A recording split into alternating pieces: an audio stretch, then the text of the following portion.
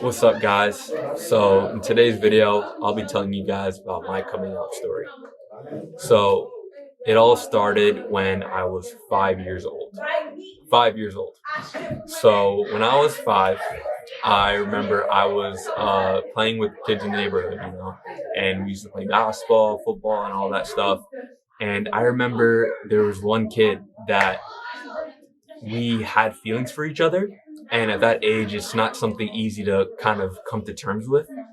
But anyways, long story short, um, we had, I wouldn't say a romantic relationship, but we you know, had a relationship. And so I had that and when I was five. And after that happened, I was too young to really know what was happening. So I kind of went on with life. And then when I was around seven, I moved. And when I moved to an area where it was very homophobic. And my family was already very homophobic because they're from Sri Lanka. And for those who don't know, that's like an island under India. And so in that region of the world, being anything other than straight was just wrong, without question. And so basically that's what happened. I moved, and then when I moved, the kids that I grew up around, that like I lived around, they were always making gay jokes, and they were always kind of just making fun of that type of stuff. And so I was in an environment where I wasn't able to be me, and I felt at a very early age that I was doing something wrong and that I wasn't supposed to be who I truly was. And that caused me to kind of self neglect myself. And I tried to then become straight and do what, straight people do. And, I started kind of, I played basketball, I played football, and I love sports, regardless of my sexuality, I love sports. But I just always neglected my sexuality side of it. And I always pretended that I was straight because then with the environment that I grew up around, that was what I was supposed to do. And I remember, during that time when I moved, there was times when I would be beat up. There was times when I would be made fun of to the point of crying endlessly, because I was not as hard as the other kids, because I was softer, and because I didn't like to fight. And I still remember very, very bad memories of the things that happened. One thing that happened that I will never forget is when I was in the fourth grade. I remember a bunch of kids in the neighborhood. They told me that if I go to the forest and if they tie me to a tree for 5 minutes, then they're gonna get me an ice cream or something. And I was a very gullible kid, and there was some other parts of the story that I don't really remember.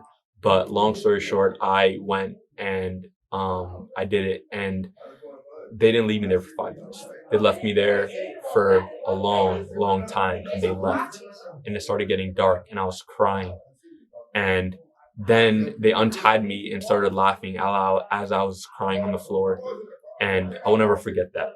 But that's just one memory of the many that I faced growing up because I was not a straight acting kid, or because I was not as hard as the other kids.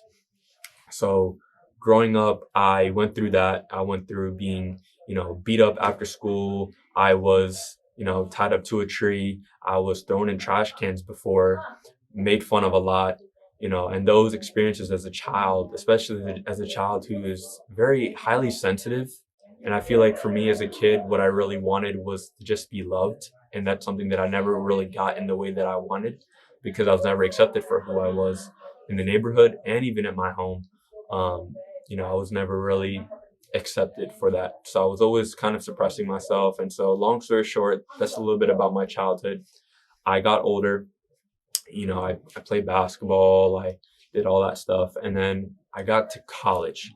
So I got to college, 2018 fall. That's when I first started my first semester. And when I went, that's when I was just like, I can't hold this anymore. It was not something that I thought so much about, but all of a sudden, it was like this part of me was becoming bigger and bigger. And at the time, I didn't understand it, and it made me very, very depressed. And I tried to, and when I went into college, um, like I made friends there, and I went to parties and stuff like that. And then I ended up rushing a fraternity. And I ended up becoming a brother and being initiated in a fraternity. And I went down this phase where I was doing a bunch of different drugs just because everybody was doing it around me. And I thought that it was going to take away my pain. So I ended up doing a lot of different types of drugs.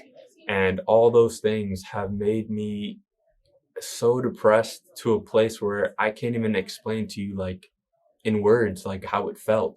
But I went through a state of depression and it was really bad.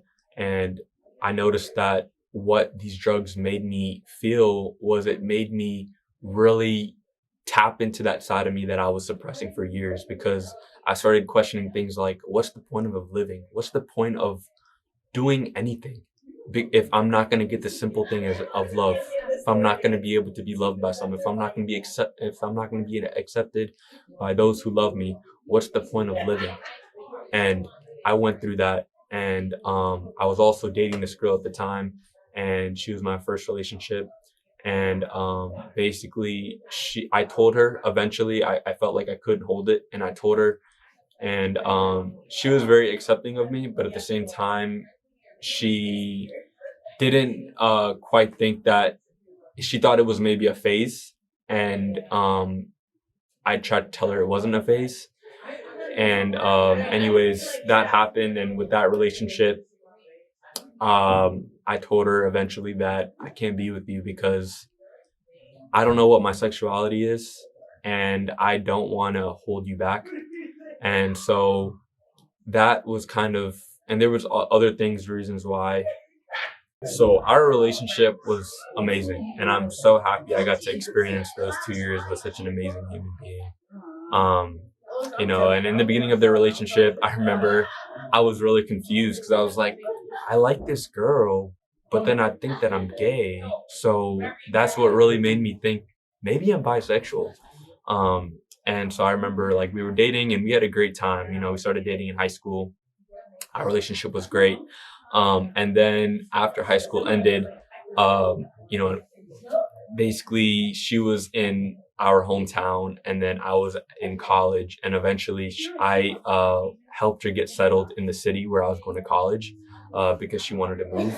And so we ended up living together for a short amount of time, and that was an experience. Living with your girlfriend, that was definitely an interesting experience. It was one that I would never take back for anything. I enjoyed every single bit of it, even the hard times. And it was great. And so basically, it was also hard at the time because trying to come to terms with your sexuality and living with somebody is very tough because you don't get much time to get that alone time to really think and stuff like that. So I was going through that, and that summer actually I was an orientation leader after freshman year.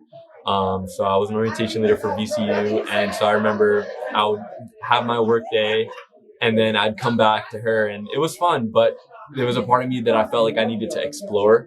And so anyways, fast forward to the sophomore year fall semester.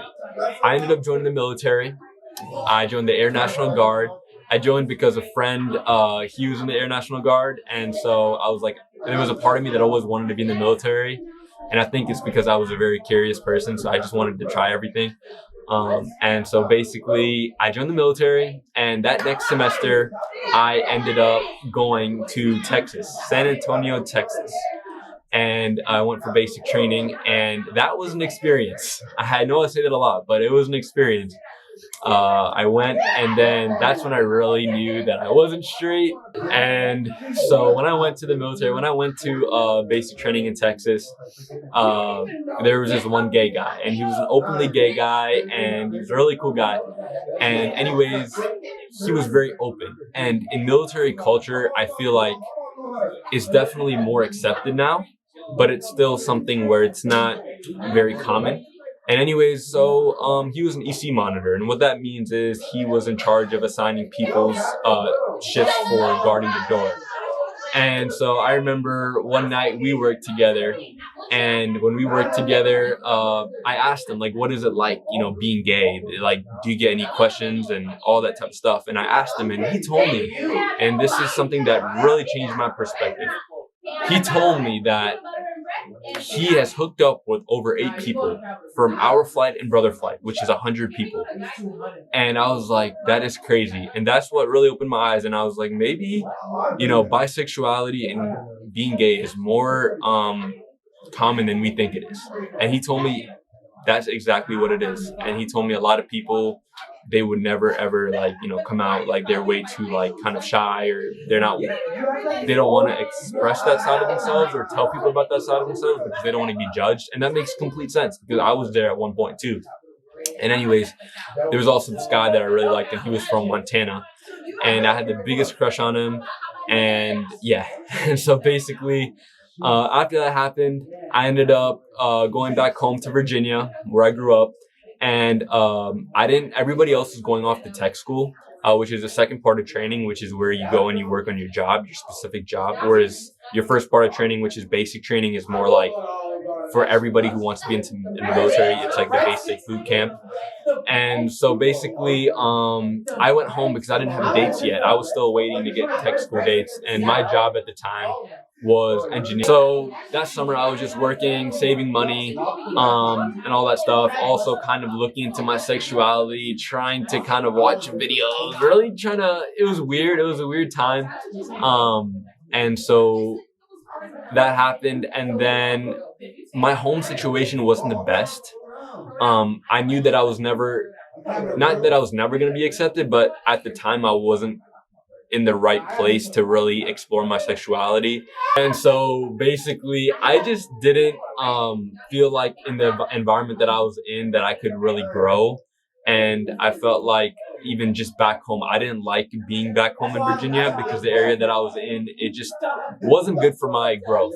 And I knew that. And basically I lived in Massachusetts junior year of high school for 1 year, where I was living with my cousins. And I loved that place so much. And I'm here currently in Massachusetts. But I remember I was like, there was something about Massachusetts that was just calling my name. And then, family situation wasn't the best. And so I needed some space. I needed some time to grow and to find myself. And so later that summer, in September, I set out on an adventure. I packed all my stuff up and I left for Massachusetts. And that was my first time driving that far. It was a 10-hour drive, and I did it all by myself. And another thing that I did that summer was I was driving a lot because I wasn't allowed to get my license until after I was like 18. But then because of the military training, I had to kind of hold off.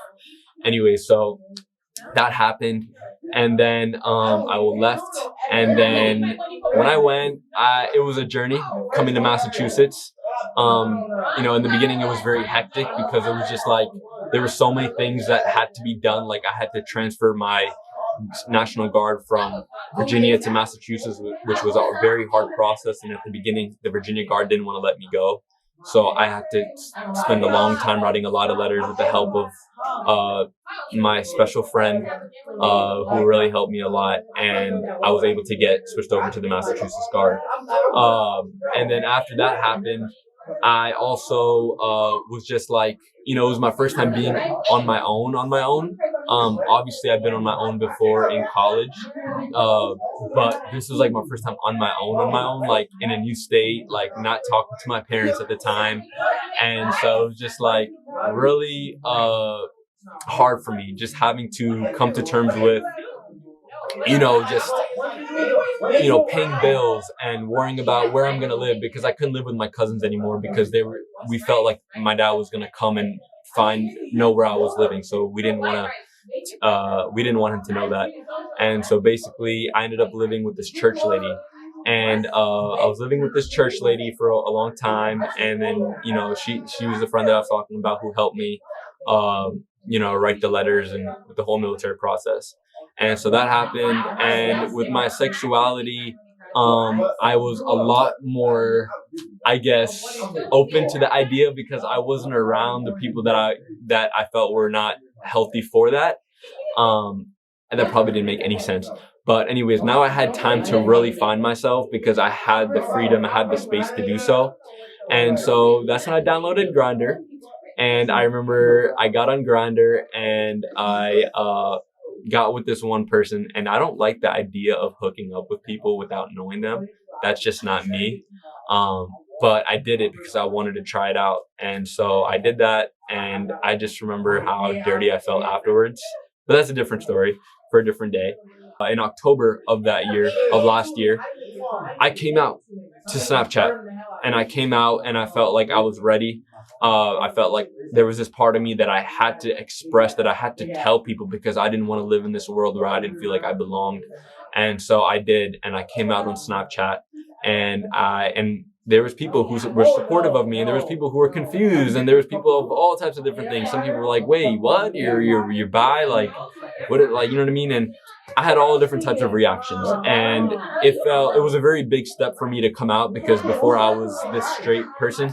And then, anyways, I told my cousins in a little while after that happened. And so basically, I told my cousins, I remember, a little while after that happened, because I blocked them on Snapchat when I put out the post, because I was like, I don't know if I want my family to know yet. So anyways, a little while after I felt comfortable to tell them, I told them, and they were very supportive of me. And so that was that.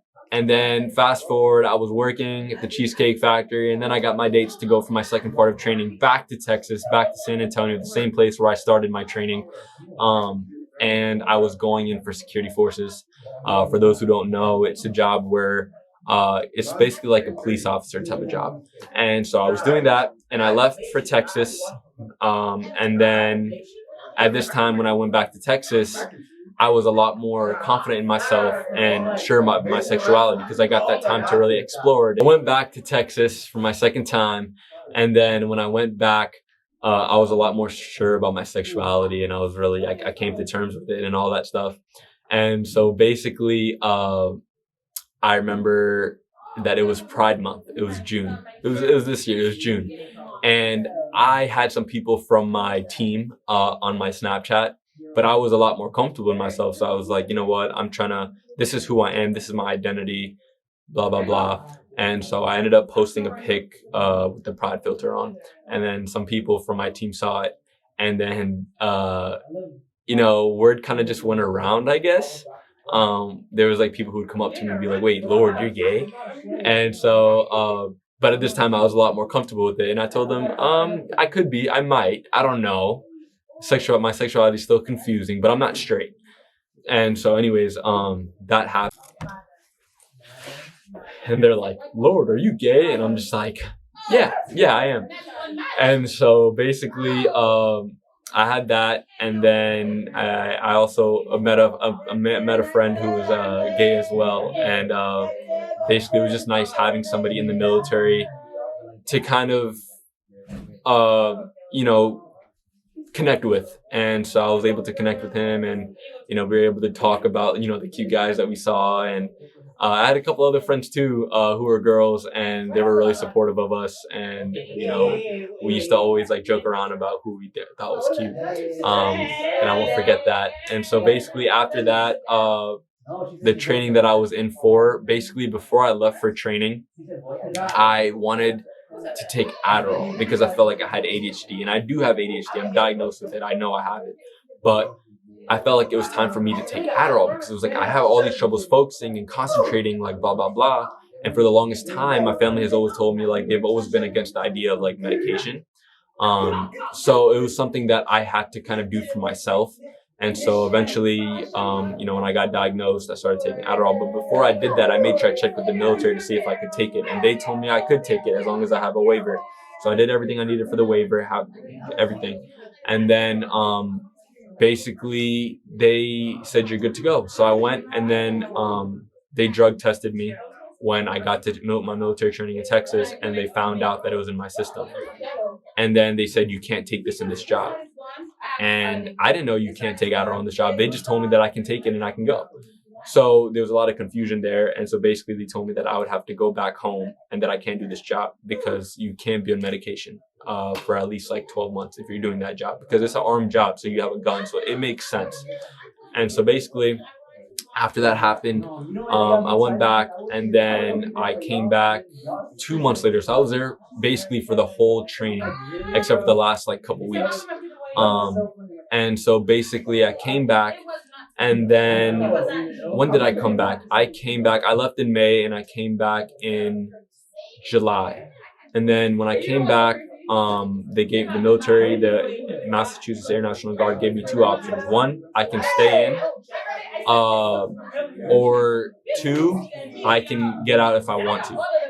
And it was a lot. It took me a lot of thinking, and it was hard for me to really know what to do in the moment. But after a lot of time to think, and I was like, really, like, is this for me? Is the military for me? Is it something that I want to do with my life, or is it something that I'm doing because other people are telling me to do it? So I really had to come down and sit down with myself to think. And so I decided that I was going to get out of the military, go back to school, and focus on my passion and focus on my YouTube channel. And that's what I'm doing here. It was a great experience being able to go to basic training, being able to go to tech school and have those experiences. And, those have all helped me to find out my sexuality. And so now it brings me to where I am now, which brings me here to UMass Boston. I'm really glad to be here. This is my first semester back. I'm trying to get into the business management program, so I hope that goes well. I'm trying to get a concentration in marketing, also with a minor in women and gender studies, because I definitely want to do some type of activist work for the LGBTQ community, because I know how underrepresented it is. And so I'm really happy I got to find the safe space where I'm in right now, where it's for people like me, where we can hang out and chill. And there's a bunch of people that come here, so definitely in my later videos, I'll show them and show what we do.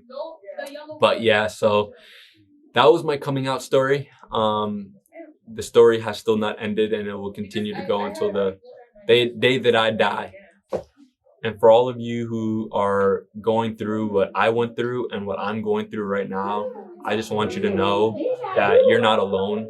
There's a whole community of people. And when you take that step, you'll be found with love.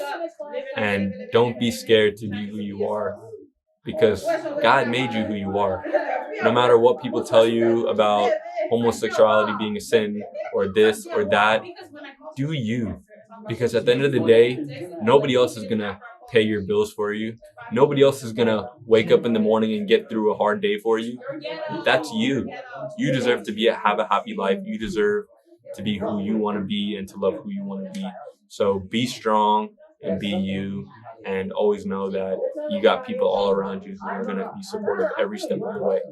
So thank you guys for watching. I'll be posting every week, so please subscribe and like if you haven't already. And thank you guys, and you guys have a blessed week.